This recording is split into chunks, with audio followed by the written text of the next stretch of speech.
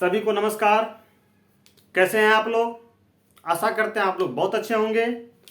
तो पिछले lecture video में हमने पढ़ा विभाज्यता की जांच और उसमें हमने 1 से लेकर 6 तक कर लिया था।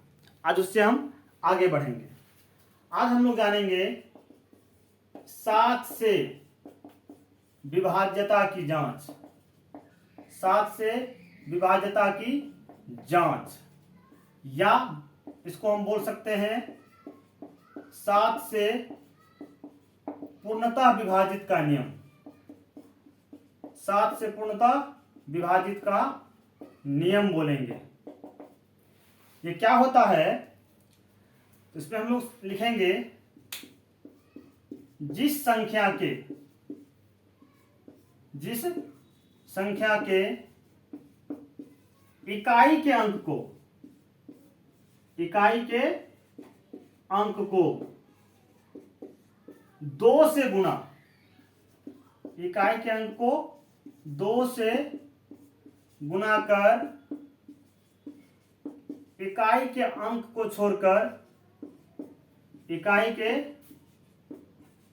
को छोड़कर शेष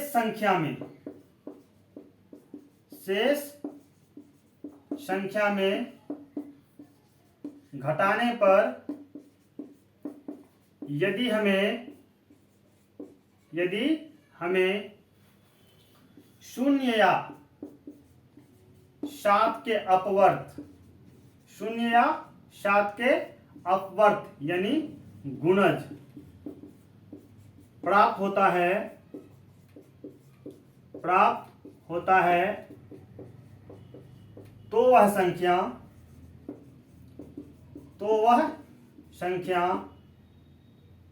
7 से पूर्णतः विभाजित होगा। 7 से पूर्णतः विभाजित होगा। 7 से विभाज्यता की जांच या 7 से पूर्णतः विभाजित का नियम क्या होता है कि जिस संख्या के इकाई के अंक को 2 से गुणा कर, 2 से गुणा भी कर देंगे, इकाई के अंक को छोड़कर फिर 2 से गुणा करने के बाद हम इकाई के अंक को छोड़ देंगे।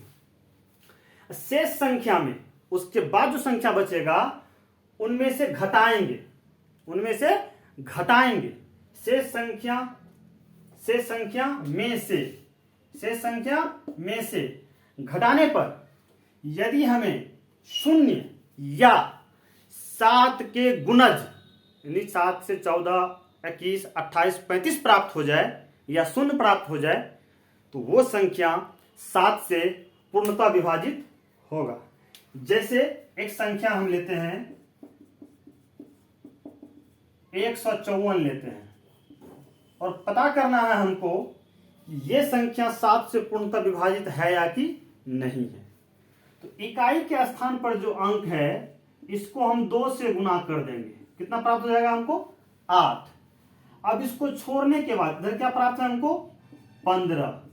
तो 15 में से इसको छोड़ के जो बच जाता है इसमें से इसके 2 गुना को घटाएंगे। हमें कितना प्राप्त हो गया? 7। यदि यहां पर 0 प्राप्त हो जाए या 7 के अपवर्त प्राप्त हो जाए, जैसे 7, 14, 21, 28, 35, 42, यानी कि 7 से पूर्णतः विभाजित वो संख्या हो जाए तो इसका मतलब है ये संख्या जो 154 है ये संख्या भी 7 से पूर्णतः विभाजित होगा। यहां तक में कोई दिक्कत? इकाई के अंक को 2 गुना कर देंगे, जो आएगा उसको हम रख लेंगे। इसके अलावा जो संख्या है उसमें से घटाएंगे। यदि घटाने के बाद 0 या 7 के अपवर्त प्राप्त हो जाए तो वो संख्या जो है पूर्णतः विभाजित होगा, यानी कि 154 पूर्णतः विभाजित होगा तब 7 से। एक और एग्जाम्पल हम लोग देखते हैं, जैसे 483 है। पता करना है कि ये संख्या 7 से पूर्णतः विभाजित है या कि नहीं है। तो हम लोग करेंगे क्या? इकाई के अंक को 2 गुना कर देंगे तो ये 6 हो जाएगा और इसके अलावा जो संख्या है उसमें से घटा देंगे। हमें प्राप्त हो रहा है 42 और हम जानते हैं कि 42 जो है 7 के अपवर्त हैं, 7 के गुणज हैं। क्या कि 7 से जब भाग दीजिएगा 42 में तो ये पूर्णतः विभाजित हो जाता है। तो इसका मतलब ये हुआ कि ये संख्या जो 483 है ये भी 7 से पूर्णतः विभाजित होगा। यहां तक समझ गए। इसके अलावा इसके 2 अंक के लिए एक और नियम है जो आपको उतना कारगर नहीं है। ये नियम आपको हर जगह लागू होता है, इसलिए हमने इस नियम को लिया। इसका स्क्रीनशॉट लीजिए, या एक और हम एग्जांपल ले लेते हैं। चलिए, जैसे मान लीजिए 5285 है, इसके इकाई के अंक को 2 गुना कर देंगे तो 5 दूनी 10। अब इसको छोड़ के कितना है, 528 है, तो 528 में से 10 घटा देंगे, 518 आएगा। ये संख्या 7 से विभाजित है कि नहीं है हम जांच कर लेंगे। तो 7 छाके 7 सत्ते 49, 7 सत्ते 49, 7 चौके 28, पूर्णतः विभाजित है। इसका मतलब ये जो संख्या है आपको 5258, ये संख्या भी आपको 7 से पूर्णतः विभाजित होगा। ये एकदम सटीक और बहुत अच्छा परिभाषा है, बहुत अच्छा नियम है जो आपको हर जगह फॉलो होगा, इसलिए हमने इसको लिया। अब इसके बाद आता है, चलिए इतना ही काफी एग्जाम्पल, इसका स्क्रीनशॉट लीजिए, फिर हम आगे बढ़ते हैं।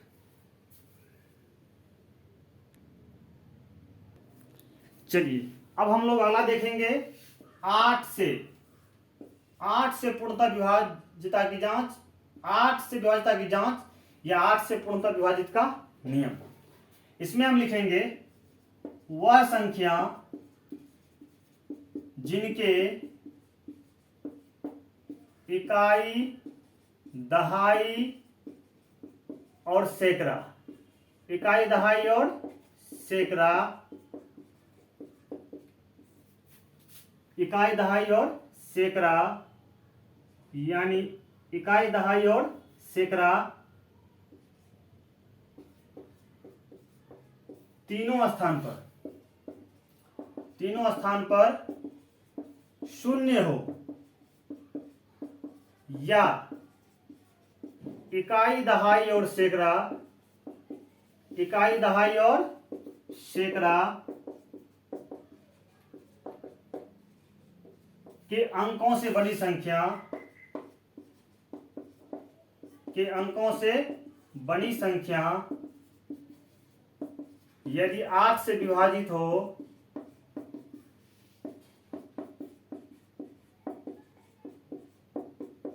तो वह संख्या भी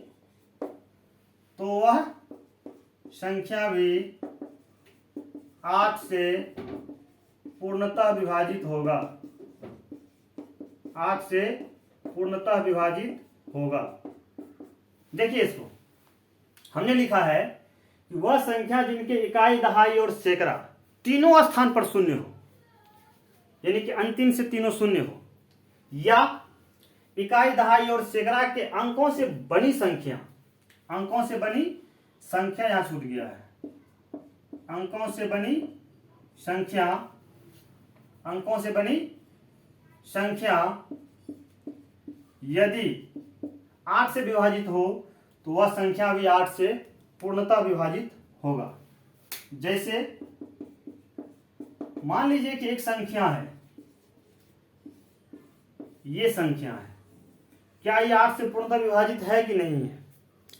तो हमको सिर्फ ये देखना है कि इकाई, दहाई और सैकड़ा के स्थान पर तीनों जगह शून्य है, हाँ ये संख्या 8 से पूर्णतः विभाजित होगा। मान लीजिए एक संख्या है, ये 8 से विभाजित होगा कि नहीं होगा? तो हम देखेंगे इकाई, दहाई और सैकड़ा तीनों स्थान पर शून्य है, इधर कुछ भी रहे, 3 शून्य के अलावा इधर कुछ भी रहे, हमको कोई दिक्कत नहीं है, वो 8 से पूर्णतः विभाजित होगा। और दूसरा नियम है, मान लीजिए एक संख्या है ये, क्या ये 8 से विभाजित है कि नहीं है? तो इसमें तो तीनों शून्य है नहीं, लेकिन इन तीनों इकाई, दहाई और सैकड़ा से बनी संख्या को सिर्फ देखेंगे और देखेंगे कि ये 8 का अपवर्त यानी कि 8 से पूरा विभाजित है कि नहीं है। हाँ है। यदि ऐसा है तो ये पूरा संख्या जो है, ये संख्या भी 8 से पूर्णतः विभाजित होगा, कोई दिक्कत नहीं है। अब इसके बाद आता है एक संख्या आप देख लीजिए, ये संख्या 8 से विभाजित होगा कि नहीं होगा, तो तीनों शून्य वाला नियम तो नहीं लगेगा, लेकिन तीनों अंक में देखेंगे तो यहाँ पे 0 को 2 4 है, यानी 24 है, जो 8 का अपवर्त है, 8 से पूर्णतः विभाजित है, तो ये संख्या भी 8 से पूर्णतः विभाजित होगा। इनका यही नियम है, इकाई, दहाई और सैकड़ा तीनों शून्य हो या तीनों से बनी संख्या 8 से विभाजित हो, तो वो संख्या, पूरा संख्या भी जो है 8 से पूर्णतः विभाजित होगा। इसका स्क्रीनशॉट लीजिए, फिर हम आगे बढ़ते हैं। चलिए अब हम इससे आगे बढ़ते हैं। अगला है 9 से विभाजिता की जांच या 9 से पूर्णतः विभाजित का नियम। तो लिखेंगे जिस संख्या के सभी अंकों का योग या योगफल 9 या 9 के अपवर्त हों, 9 या 9 के अपवर्त यानी गुणज, 9 से भाग देंगे तो पूरा पूरा विभाजित हो जाए। जिस संख्या के सभी अंकों का योगफल 9 या 9 के अपवर्त हो, वह संख्या 9 से पूर्णतः विभाजित होता है। वह संख्या 9 से पूर्णतः विभाजित होता है। वह संख्या 9 से पूर्णतः विभाजित होता है। जैसे एक संख्या हम ले लेते हैं 729। ये संख्या 9 से विभाजित है या फिर नहीं है। सिंपली हम क्या करेंगे, सबको जोड़ देंगे। 7 2 9 9 18, 7 2 9 9 18, 18 9 का गुणज है, 9 दूनी 18, विभाजित तो हो जाता है। इसका मतलब ये संख्या भी 9 से पूर्णतः विभाजित हो जाएगा। और कोई संख्या ले लेते हैं हम, कोई भी अपने मन से ले लीजिए। मान लीजिए हम संख्या ले लेते हैं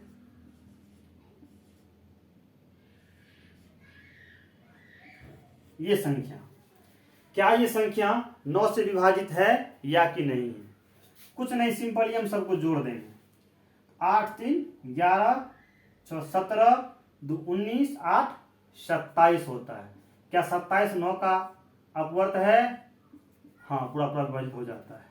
इसका मतलब है कि ये संख्या 9 से पूर्णतः विभाजित हो जाएगा। जो नियम हम 3 में लगाए थे वही नियम यहाँ पर 9 में होता है। यहाँ तक क्लियर है? अब जैसे एक संख्या है 81, ये 9 से विभाजित है कि नहीं है? दोनों को जोड़ दीजिए। 8 1 9, 9 तो 9 का अपवर्त है ही, ये संख्या भी 9 से विभाजित होगा। कहीं भी सभी संख्या को जोड़ दीजिए और देख लीजिए कि वो 9 का अपवर्त है कि नहीं है। यदि है तो वो टोटल संख्या 9 से विभाजित होगा, नहीं है तो नहीं होगा। और एक संख्या हम ले लेते हैं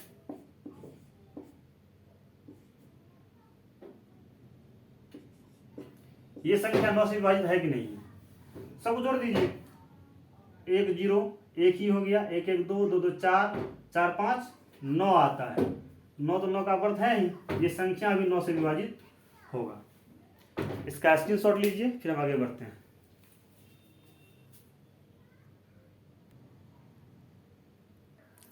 आइए अब हम लोग आगे बढ़ते हैं और आगे पढ़ेंगे हम लोग 10 से विभाजितता की जांच या 10 से पूर्णतः विभाजित का नियम। पूर्णतः विभाजित का नियम बहुत सिंपल है। वह संख्या जिनके इकाई के स्थान पर, वह संख्या जिनके इकाई के स्थान पर शून्य हो, वह संख्या 10 से पूर्णतः विभाजित होगा। वह संख्या 10 से पूर्णतः विभाजित होगा। बहुत सिंपल है, कितनों ही बड़ी संख्या क्यों न हो, हमको सिर्फ इकाई स्थान पर चेक कर लेना है। शून्य है ना? हाँ है, तो वो संख्या 10 से विभाजित हो जाएगा। देख लीजिए, 10 से भाग दीजिएगा ना, इसमें 10 7 70 लगेगा, शून्य आया, 10 8 80। मतलब कि इकाई स्थान पर शून्य देखेंगे, चाहे इधर कुछ भी रहे उससे हमको मतलब नहीं है। इकाई स्थान पर सिर्फ शून्य है, वो संख्या पूर्णतः विभाजित होगा। एक संख्या और लेते हैं हम लोग, ये संख्या है, तो हमको कुछ नहीं, सिर्फ इकाई के स्थान पर शून्य है, हाँ है, तो ये संख्या 10 से विभाजित होगा। करके देख लीजिए, जैसे हम लोग क्या करते हैं 40/30 कहीं रहता है, तो दोनों जगह इकाई के अंक पे शून्य है, तो हमको पता है 10 ये 30 कटेगा, 10 चौके 40 होगा, 4/3 होगा। लेकिन इसको हम लोग क्या करते हैं, 40/30 है ना, जानते हैं कि दोनों जगह शून्य ही शून्य है, सिंपली ये कट जाता है दोनों साइड से शून्य, सिर्फ 10 में ऐसा होता है। इसके बाद एक संख्या हम और लेते हैं, ये संख्या 10 से विभाजित होगा, हाँ होगा, क्योंकि यहां पर शून्य है। ये संख्या 10 से विभाजित होगा, हाँ होगा, क्योंकि यहाँ की इकाई स्थान पर शून्य, इधर कुछ भी है शून्य है, एक मतलब नहीं है, सिर्फ इकाई स्थान पर शून्य देखे तो वो संख्या 10 से विभाजित है। सिंपल नियम है, इसका स्क्रीनशॉट लीजिए, फिर हम आगे बढ़ते हैं। चलिए अब हम लोग अगला पढ़ते हैं, 11 से विभाज्यता की जांच या 11 से पूर्णतः विभाज्यता का नियम। वह संख्या जिनके समस्थानों का योगफल, समस्थानों के अंक, समस्थानों के अंकों का योगफल, अंकों का योगफल तथा विषम स्थान के अंकों का योगफल, विषम स्थानों के अंकों का योगफल, अंकों का योगफल का अंतर यदि शून्य या 11 का गुणज प्राप्त होता है, 11 का गुणज या अपवर्त, यानी 11 से भाग देंगे तो पूरा पूरा विभाजित हो जाए, वह संख्या जिनके सम स्थानों के अंकों का योगफल तथा विषम स्थान के अंकों का योगफल का अंतर यदि शून्य या 11 का अपवर्त प्राप्त होता है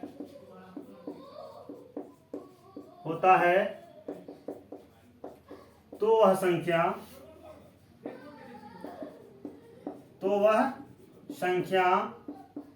11 से पूर्णतः विभाजित होगा। जैसे, एक मिनट माफ कीजिएगा, बाहर कुछ आवाज आ रही है, माफ करेंगे आप लोग, 2 सेकंड के लिए बाहर जाना पड़ा। तो हम लोग कहां पर थे, वह संख्या जिनके सम स्थान के अंकों का योगफल तथा विषम स्थानों के अंकों का योगफल, दोनों का अंतर, विषम स्थान के अंकों का योगफल, वह संख्या जिनके सम स्थानों के अंकों का योगफल तथा विषम स्थान के अंकों के योगफल का अंतर, या दोनों का अंतर है, योगफल दोनों का अंतर यदि शून्य या 11 का गुणज प्राप्त होता है, 11, 22, 33, 44, 55 इस तरीका से प्राप्त होता है, तो वो संख्या 11 से पूर्णतः विभाजित होगा। जैसे हम एक एग्जांपल लेते हैं, 165, तो पहला स्थान विषम, इसको ये सम विषम, पहला स्थान, दूसरा स्थान, तीसरा स्थान, ऐसे बांट देंगे, पहला स्थान, दूसरा स्थान, तीसरा स्थान, तो विषम में विषम को जोड़ेंगे, सम को अलग रखेंगे, तो 5, 1, 6, ये अकेले 6 में 6 कितना हो गया, शून्य, इसका मतलब 165 11 से पूर्णतः विभाजित है। अगला कोई संख्या लेते हैं, मान लीजिए 143, ये हो गया आपको पहला स्थान, दूसरा स्थान, ये तीसरा स्थान, तो एक को छोड़ के ये विषम स्थान को जोड़िए, 3, 1, 4 और ये अकेले 4, 0 हो गया, यानी कि इसमें भाग दीजिएगा 11 से तो पूर्णतः विभाजित हो जाएगा। इसी तरीका से हम लोग और भी एग्जाम्पल लेके देख सकते हैं। जैसे एक एग्जाम्पल ले लेते हैं हम लोग,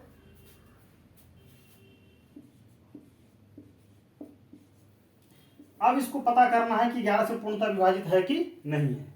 तो ये पहला स्थान है, ये दूसरा स्थान है, तीसरा, चौथा।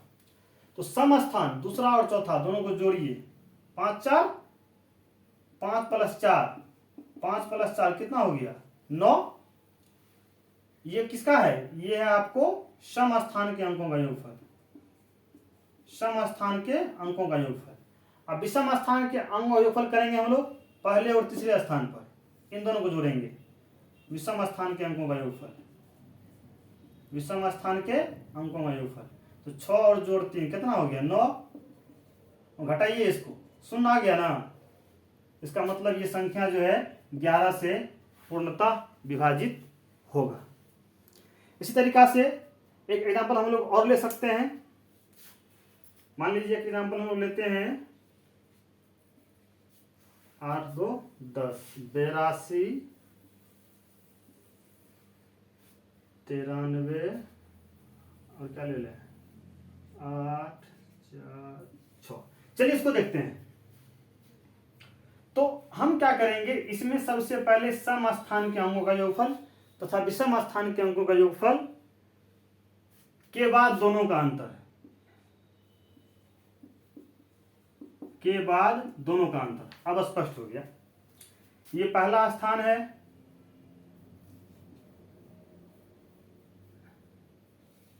ये पहला स्थान है, ये दूसरा स्थान है, ये तीसरा स्थान है, ये चौथा, ये पांचवा, ये छठा, ये सातवां। तो सबसे पहले विषम स्थान के अंकों का योगफल निकाल लेंगे। विषम स्थान के अंकों का योगफल, अंकों का योग या योगफल निकाल लेंगे। तो विषम स्थान कौन सा हो गया, विषम स्थान विषम संख्या कौन कौन होता है, 1 हो गया, 3 हो गया, 5 हो गया, 7 हो गया। यहां यहां जो संख्या है उसको जोड़ लेंगे।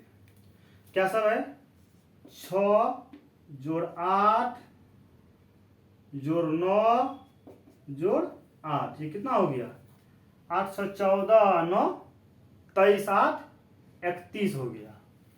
अब इसी में हम लिखेंगे सम स्थान के अंकों का योग। सम स्थान पे 2 4 6 पे 4 है, 3 है, 2 है, 4 है, 3 है और 2 है, 4 3 7 2 9। अब इसको अंतर कर लेंगे हम लोग। अब इसका हम लोग क्या करेंगे, अंतर कर लेंगे। 31 में से 9 गया, कितना बच जाएगा, 22 बच जाएगा। 22 11 से विभाजित होगा, तो हाँ होगा, हाँ होगा। इसका मतलब है कि ये संख्या भी 11 से पूर्णतः विभाजित होगा। हमने बारीकी से बताया। आपको हो सकता है एक बार में समझ में नहीं आवे, तो आप वीडियो को बैक कर लें, दोबारा देखें, तिबारा देखें। फिर भी दिक्कत आवे तो कमेंट बॉक्स में कमेंट कीजिए, मैं वहां पे आपकी समस्या का समाधान करने का हर संभव प्रयास करूंगा। इसका स्क्रीनशॉट लीजिए, फिर हम आगे बढ़ते हैं।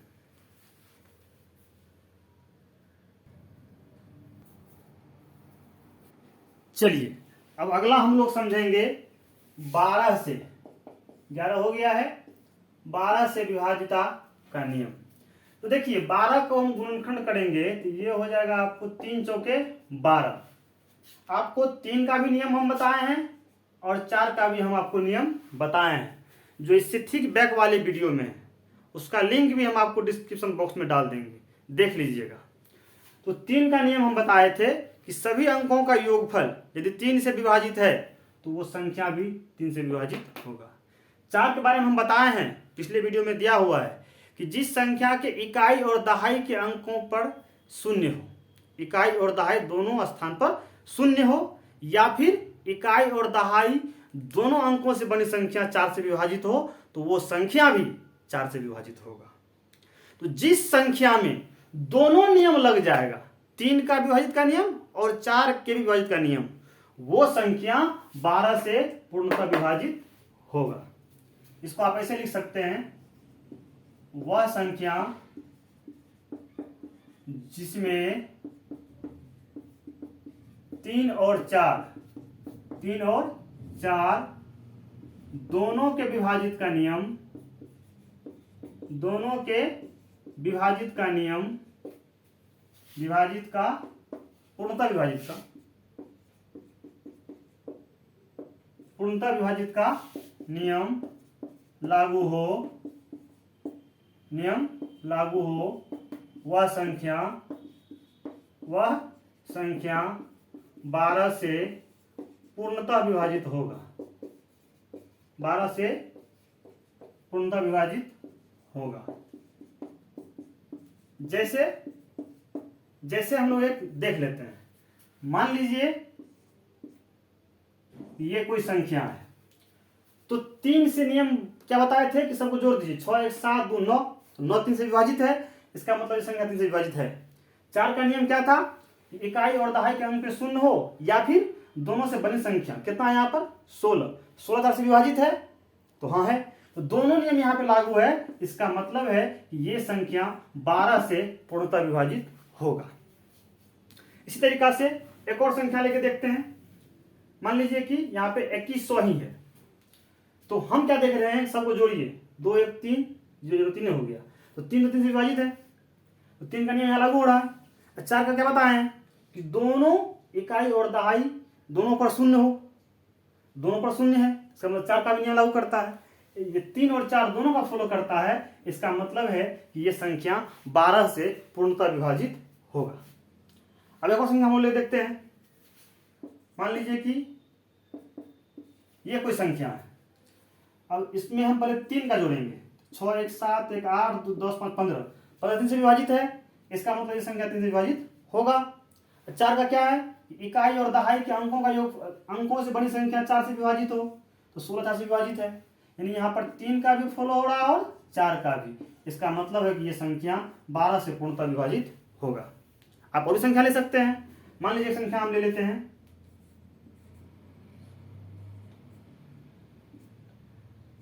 ये संख्या है। इसमें हम देखेंगे तो क्या करेंगे? पहले सबको जोड़ देते हैं। 4 3 7 2 9 10 2 12, 12 3 से विभाजित है, इसका मतलब ये संख्या 3 से पूर्णतः विभाजित है। अब 4 का पता कर लेंगे, तो इकाई और दहाई से बनी अंकों की संख्या कितनी है? 12 है। 12 4 से विभाजित है, इसका मतलब ये संख्या जो है 4 से विभाजित होगा। तो ये संख्या 3 से विभाजित का नियम फॉलो करता है और 4 से विभाजित का जो नियम है वो फॉलो करता है। इसका मतलब हुआ कि ये संख्या भी 12 से पूर्णतः विभाजित होगा। इसका स्क्रीनशॉट लीजिए, फिर हम आगे बढ़ते हैं। चलिए अब हम अगले टॉपिक पे चलेंगे। 13 से विभाजिता की जांच या 13 से पूर्णतः विभाजित का नियम। इसमें हम लिखेंगे जिस संख्या के इकाई के अंक को 4 से गुना यानी चौगुना 4 से गुना कर जिस संख्या के इकाई के अंक को 4 से गुना कर इकाई छोड़कर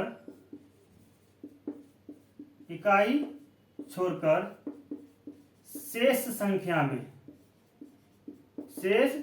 संख्या में जोड़ने पर यदि 13 का अपवर्त या गुणज या 13 से पूर्णतः विभाजित संख्या मिलता है, 13 से पूर्णतः विभाजित संख्या प्राप्त होता है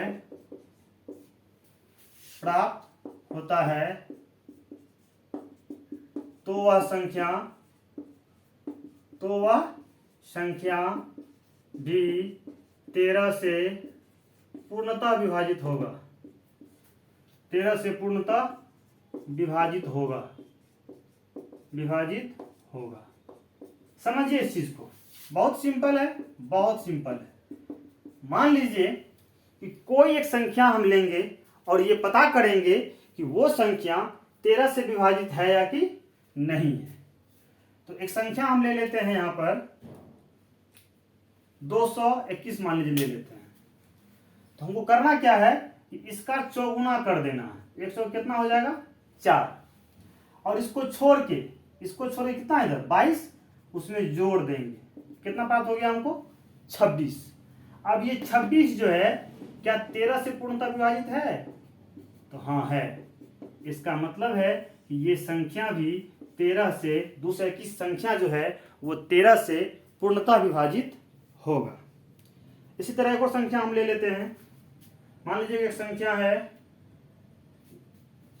1014। अब इसको जांच करना है कि ये संख्या 13 से विभाजित है या कि नहीं है। तो हम क्या करेंगे, सबसे पहले इकाई के अंक को 4 गुने कर देंगे, तो 4 चौके 16, और इसको बाद बाकी में जोड़ेंगे।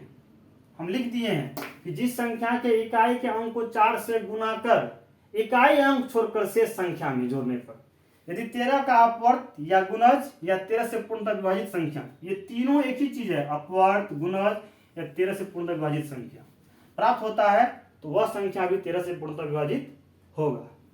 तो वह संपूर्ण संख्या भी, वह कुल संख्या या संपूर्ण संख्या कह सकते हैं, हालांकि नहीं भी दीजिएगा तो उसका सेंस वही होता है। तो 4 चौके 16, बाद में कितना है यहाँ पर 101 है, उसमें हम 16 को जोड़ देंगे। इस 101 में हम इस 16 को जोड़ देंगे, हमको प्राप्त हो गया 117। क्या ये 117 13 से विभाजित है? 13 नमा 17 से विभाजित है। तो इसका मतलब है कि ये जो संख्या है आपको 1014, ये संख्या भी आपको 13 से पूर्णतः विभाजित होगा। यहां तक लगभग समझ गए होंगे आप लोग। स्क्रीनशॉट लीजिए, फिर हम आगे बढ़ते हैं।